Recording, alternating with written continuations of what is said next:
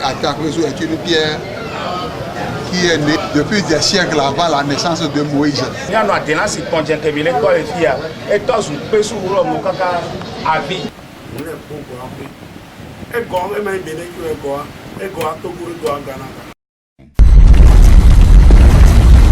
De Zéoula, territoire togolais au XVIIe siècle, à Zébé, territoire béninois au XXIe siècle, la pierre sacrée de la divinité Atakpesu est classée parmi les bêtises authentiques de l'humanité dont l'histoire témoigne de quelques exemples, tels que l'omphalos de Delphes et la pierre noire de la Kaaba.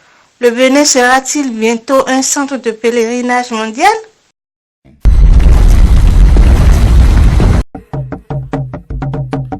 Unoga atelansi, on font hello, on font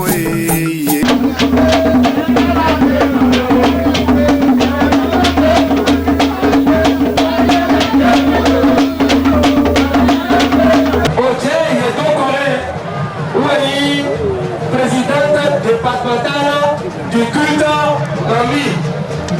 Venez plateau, présidente départementale du culte Mami, venez plateau.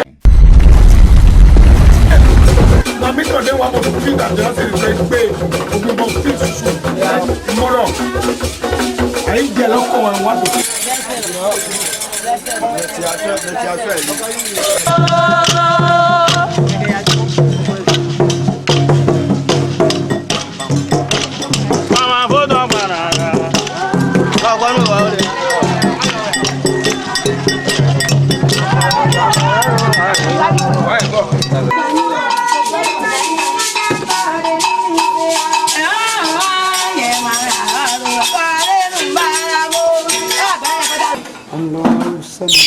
لم يلد ولم يولد ولم يكن له كفوا أحد بسم الله الرحمن الرحيم قل هو الله أحد الله الصمد لم يلد ولم يولد ولم يكن له كفوا أحد. Autant c'est une table là les oudiers.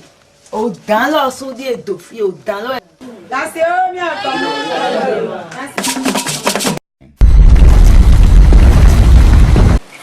parce que je sais que c'est une dame qui est en train de mentir. C'est une aventurière, c'est une manipulatrice. Mais où est-ce qu'elle a reçu cette initiation?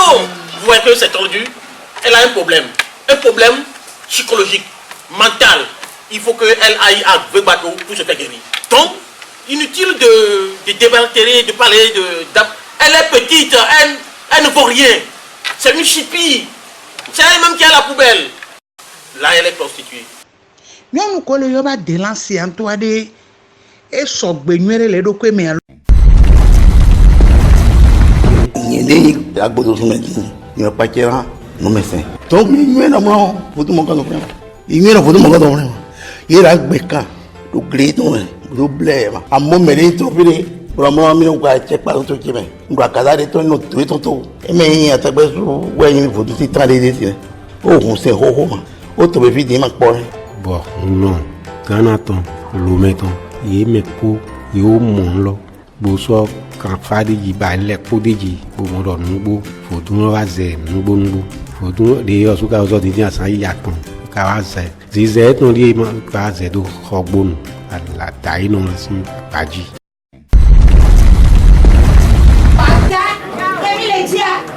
le dogo, si va ti bene mi ne bene.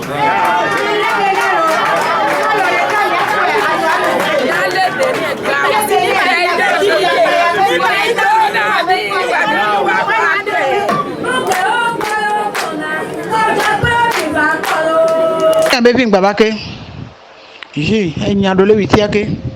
On est tite tati, on est dans l'onyawadi. Payo kokosona mewa. Ko kwesone kwa pela lo mene. Ole na nyono ale nyambe. ekpe ntɔtɔ ɖe kekpe ŋgba la vi o be ekpe kene la via be saka sɔ kpea. Pierre, ce qu'elle fera pour Porto Novo, les gens ne le savent pas encore. Parce que il y a une grande histoire qui entoure cette pierre. C'est un bon événement pour la vie de Porto Novo.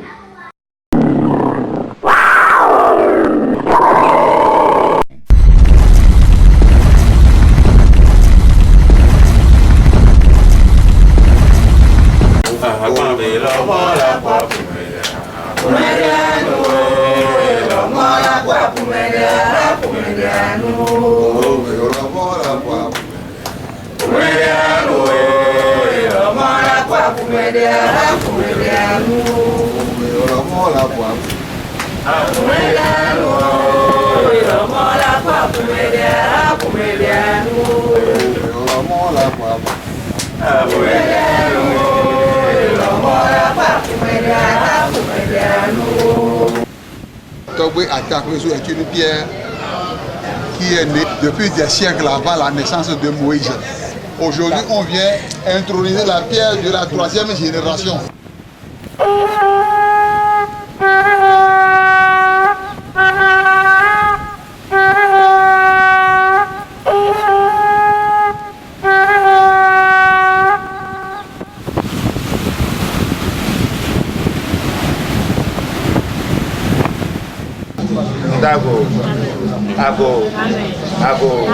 Ago séquence assire que oyona mbe togbe ninumbo Atakwesu bolomo so amfoin adjobe kan si konti egbea miano atena si kontia foto abasin ahomene ado to kota be benyinde na mene ebasin foto ane foto asin amia konu ona na foto anti ona nyawe puso be kwa fun be du ba koro tiyen la kra gengo be tonyo go be yo be ma ho pe nyawe kwa mi amere gbe no kwa mi akoko ni bi ba mi kafa odu abe bi ba le sine odu aso dare gamesu e chagba eva bi ba kule so ya pe fe so ya kra gengo so kro go ba e gbe mi le gbo ku so abe du abanya be gbe a nyano atena si tonjia e tro pesu wulo mo lo. Quel appel vous lancez egbea mi agbɔn ɖe ke be gbea mianɔ adena si kɔndze ke mi le tɔ le fia etɔ zu kpesu wulɔ mo kaka avi tsɔna gbe ɖe gbe kpesu wulɔ mo be le kpesu yi ɖe le tume fie eta vi adɔme ne hɛnya ɖe va takpesu la wɔ ne le.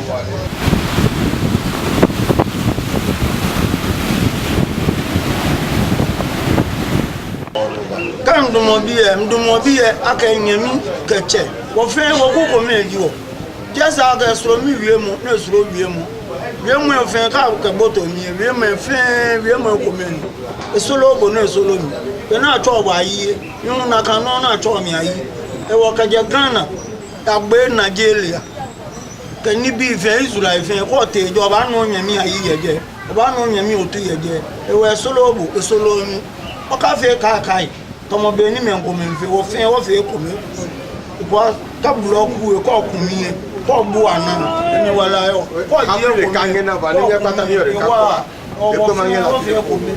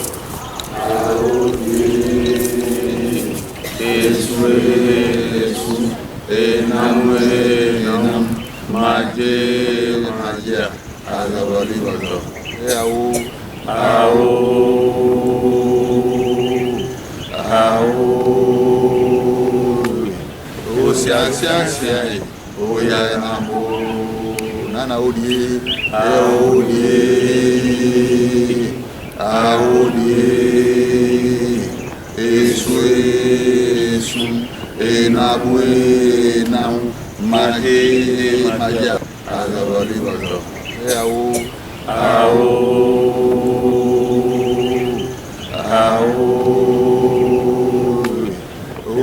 Sia Oya Namo Nana Odie Aodie Ndondo ata parce que ata de walo e dolo e ata dolo olo e ata do parce que nye ko tam na tani wa zemi ngwe tani wa zemi me ka kun aja bo kun ayo bo modo e o feke vivie o dewe nanu bo wa de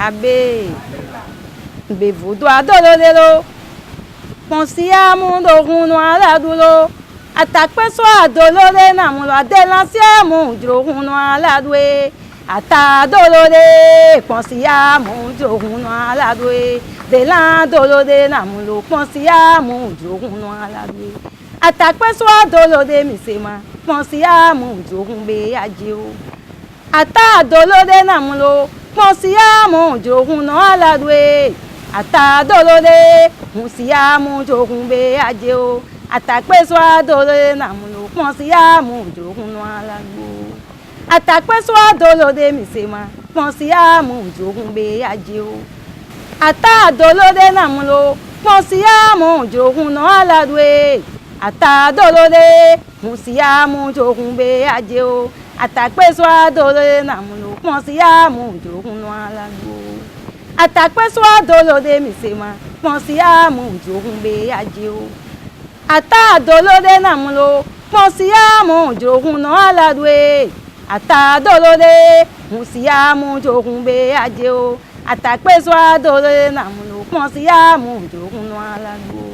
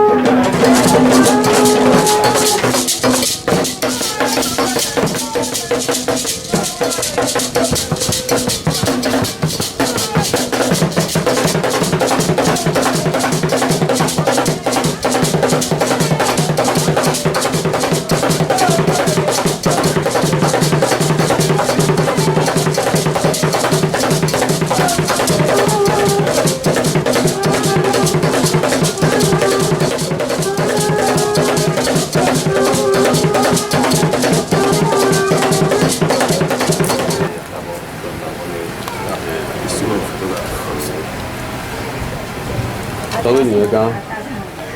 Mereka ni.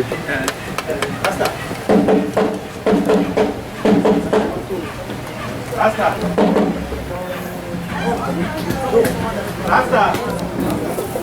Mereka.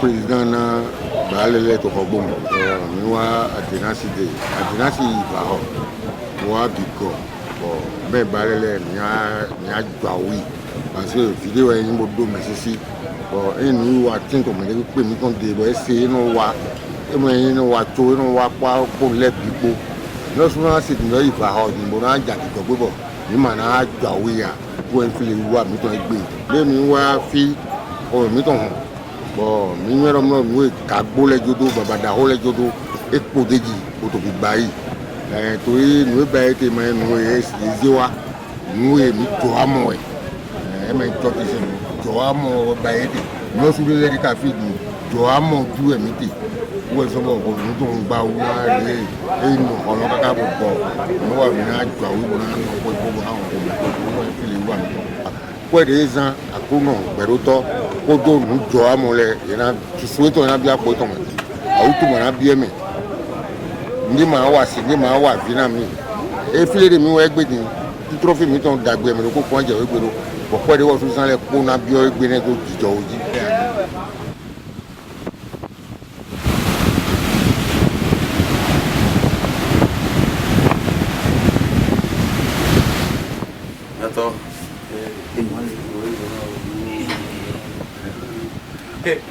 le bientôt gamuno akramno me ukomea bibia adogbeno.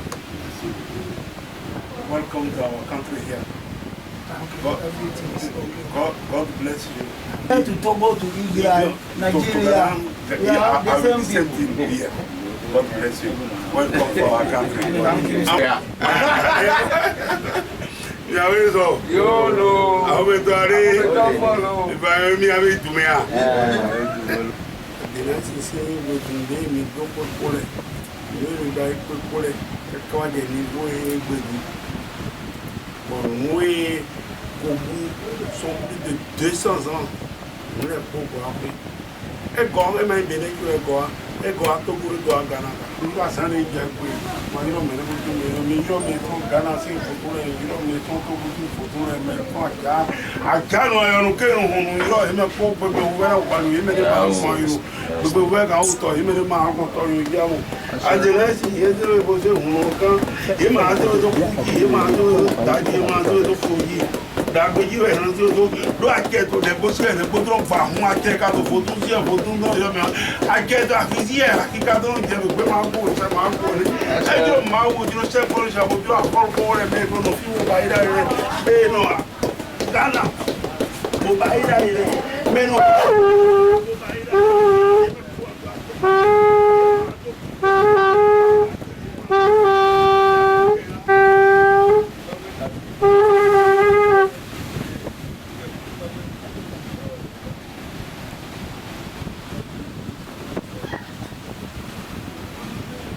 C'est le